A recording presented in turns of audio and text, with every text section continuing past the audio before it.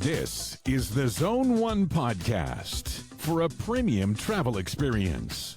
The Zone 1 podcast brings you incredible travel opportunities and excursions through networktravel.ca.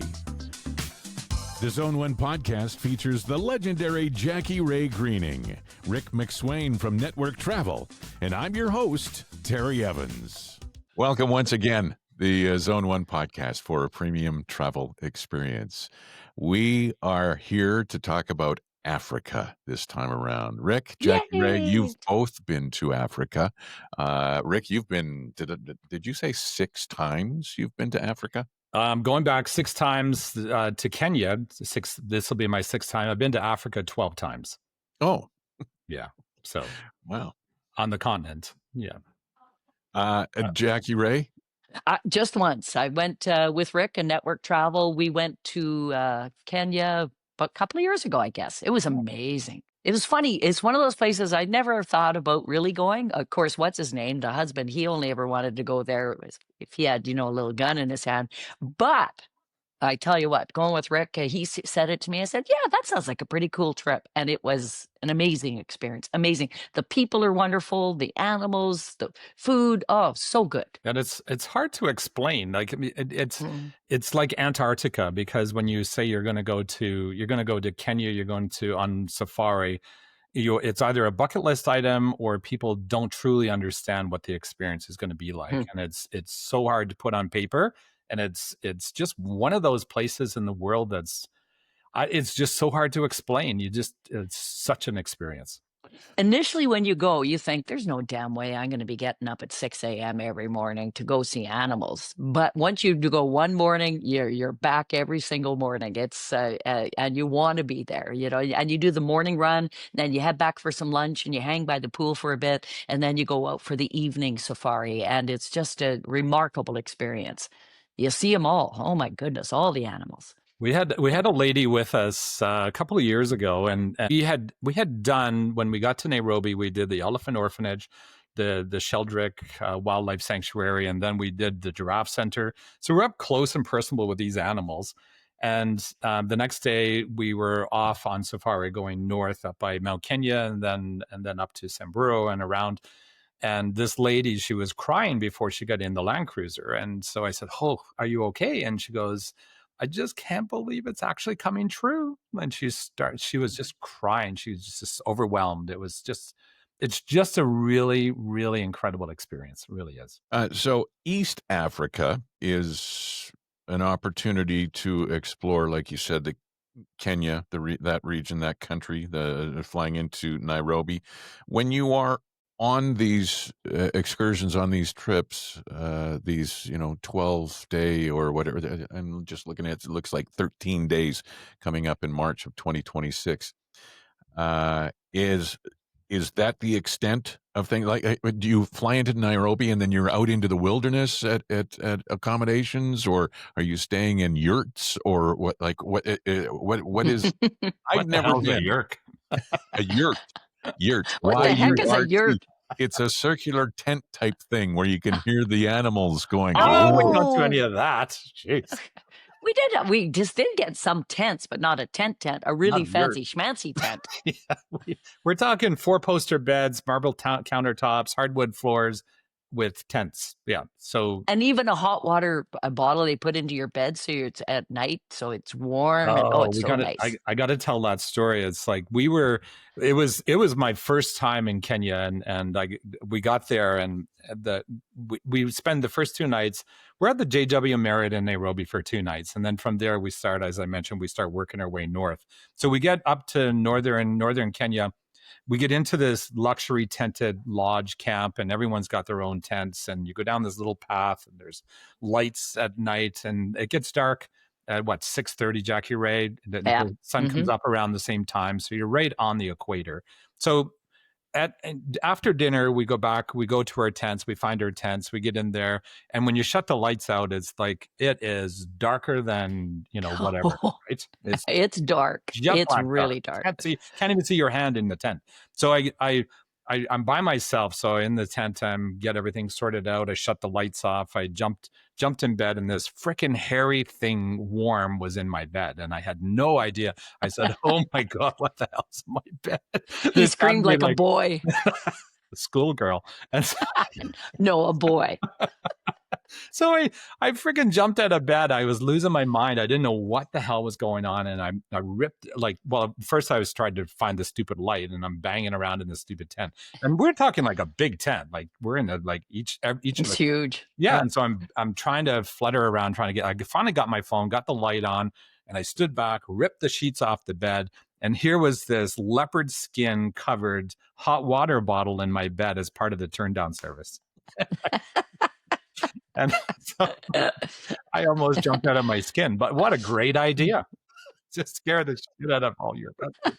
So it wasn't a leopard cub. It was a hot water bottle in a Yeah. leopard skin print. Yeah. Okay. My God. No heads up, no warning. It was just like, are you kidding me? Oh my God. Like, and it was so funny.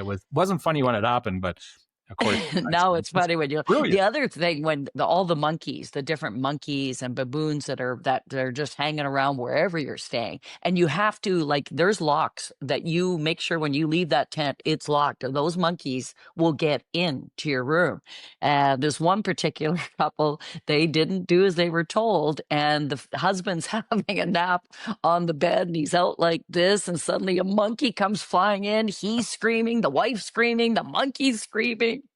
So Yeah. it's another thing. Always make sure, and they're just looking for sugar packets. That's what they're coming in for. The monkeys want those sugar packets. So Yeah. So always close your tent. make sure your zipper's always up. Yes. Yeah. That's advice for wherever you are in the world, not That's just true. in a monkey place. The Zone 1 podcast is brought to you by networktravel.ca. Go to the website today to find out more about the trip on the private yacht in Croatia, the San Diego baseball getaway in 2026, the East Africa safari coming up in March of 2026, and the Japan in Bloom cruise in 2027. All this and more at networktravel.ca. So a lot of people don't realize. So what we've done is we've tweaked and customized this. We're working with one of the top safari operators in the entire continent of Africa, and the World Travel Awards. They give out these awards every year, and this company has won it for several years in a row, and they're just phenomenal. So we're in full size Land Cruisers, open hatch roofs. They're 8-seaters, but we only put 4 people in for more comfort. You got fresh drinking water. You have a cooler. You've got binoculars on board. We give everyone safari hats when you arrive, and little gift packs and suntan lotion, all these things. But a lot of people don't realize, one of the big things or misconceptions, people don't realize the food is phenomenal. Hey, Jackie, right? Yes, yeah. And if you're not adventurous, there is options, obviously. But if you want to live the culture of where you are, you could definitely do that. Yeah, the food was great. And the people, I just love the people. Yeah, everyone. Of course, it used to be a British colony, so Kenya. So everyone speaks English, which is fantastic. I mean, what the experience that we're doing is it's 5-star. We're in some of these luxury lodges, and it's so cool because we're obviously in a tent in some of these places, and you can hear lions roaring at night. I woke up in the middle of the night and I could hear like this going, and I go like, what the hell? This thing, I swear to God, this thing is like right beside my tent. And of course, the all of these compounds, or these lodges, they're all circled with electric fence, and they've got guys walking around at night and stuff, making sure you're safe. So, we're not out in the bush and you pitch your own tent kind of thing and you're going for a pee in a bucket or something. You're not doing any of that. So it's very civilized. And that was his wife outside the tent, but don't worry. It's my neighbor. The neighbor lady was snoring. And we always joke around. So if you're about to do the hokey pokey, make sure you're in a tent. Everyone can hear what you're doing. So. Oh, okay. The hokey pokey. All right. Well, maybe that was what hokey pokey means. It's the Kenyan word for. You mentioned the food. How exotic? Is there an opportunity? I know there's also hunting expeditions, and I don't know if network travel ever gets into that aspect of. of things. But how exotic is the food that you're eating down there? I would imagine it's not just regular cow hamburgers. Every once in a while, you have an opportunity to sample something, like you said earlier, of a local flair or flavor. My husband kept trying the cow, the steaks, and that was one thing we don't recommend is, Yeah. we're a little spoiled here in Alberta, so, that was he kept trying though, and I said, give up. You're not gonna get Alberta beef in Kenya." And if you saw the cows, damn, they're skinny there. So, but beef, pork, lots of chicken, lots of fruit. I mean, East Africa, like especially Kenya, for example, Mm, like because I've been in Uganda and Rwanda and all these other places, but in Kenya, we were really surprised. There's so many different various regions of the country where one of their largest exports out of Kenya, believe it or not, is roses. Miles and miles and miles of mm. greenhouses, and somebody was with us from Sherwood Park, and they said, "Oh my God, the same type of rose you can buy at Costco in Sherwood Park." I would have never imagined that Oh, the roses yeah. that you get for Valentine's Day for your special someone are Mhm. perhaps from Nairobi or Yeah, any somewhere Yeah, else. they fly them right out there. Jet them into the Netherlands and to Amsterdam, and they're distributed all over. It was an incredible tour. yeah. And Kenya is, as the crow flies, I would imagine it's a few hours. But Madagascar, I've heard great things. Has there ever been an excursion to Madagascar or an outright trip to Madagascar? Yeah. So what we do is, well, this latest launch that we did with Kenya. So we're going to do the safari experience, and then we decided this time what we're going to do is leaving in March of 2026. But what we're going to do is we're going to add on optional tours. So what we've done in the past is we've gone down to the Indian Ocean and spent 4 nights on the Indian Ocean at a place called Diani Beach. Madagascar is one of those popular destinations as well. Seychelles is always popular off on in the Indian Ocean, further east. So there's all kinds of different variations. A lot of people too are really truly interested in Uganda, gorilla trekking in Uganda. I've done that a couple of times. It's just an incredible experience. Rwanda does it as well. So there's just all kinds of other opportunities that you can do if you're going to go that far. I'm just looking at some of the other places that have proximity, and I just happened to come across down in South Africa. I know there's a different trip altogether with South Africa when it Mm, comes to network travel, but it just made me like I did see the town of the city of Durban, and my old friend Johnny Bagpipes Johnson, who's a stand-up comedy comic. His wife was in the travel industry, and they would travel to Durban, South Africa, and they went down there and built schools. They raised money. They did all mhm. kinds of things and make sure that there was accessible drinking water and that sort of thing. So that's quite far south, obviously from Kenya. Is it Kenya or Kenya? The, Kenya? the locals call it Kenya, but Okay. some people say, I think the British call it Kenya. Today's show is brought to you by The Terry Evans Show with Pete Potipko on Edmonton's classic rock, K97. You can listen in the Edmonton area at 97.3 on your FM dial and online anywhere in Canada at k97.ca. Mhm. So you talked about it being on the equator, quite far south of the Sahara Desert, lots of jungle activity and that sort of thing, or jungle terrain that you can navigate and to go on excursions as well. So you're not just in the tent with your lions and tigers and bears mowing money. No, it's busy. Well, and Jackie Ray, that's what Jackie Ray mentioned earlier. So typically on a safari, you're there to see wildlife, and Kenya is wildlife on steroids. Basically, this is the place Mhm. to go if you want to see the big five, for example. You like if this is what your goal is, Kenya is the place to go, and people don't realize that you'll be out on safari and there will be cats that potentially will come and sit against the front bumper of your vehicle. There's elephant that will just walk by. We had this big elephant, this big bull elephant, and he was really curious, and he comes in and out of the lodges periodically, that one of the lodges that we stay at. And he came by one of the land cruisers, and he was looking in the window. So all you could see was this big eye looking in the window. But this big elephant had no idea that obviously he's got these big tusks, and he put his head down looking in the window with his eye, and the tusk just right across the hood of this brand new Land Cruiser. And the driver was fine. He was just laughing because he knew this big elephant was always curious and he's always messing around with people.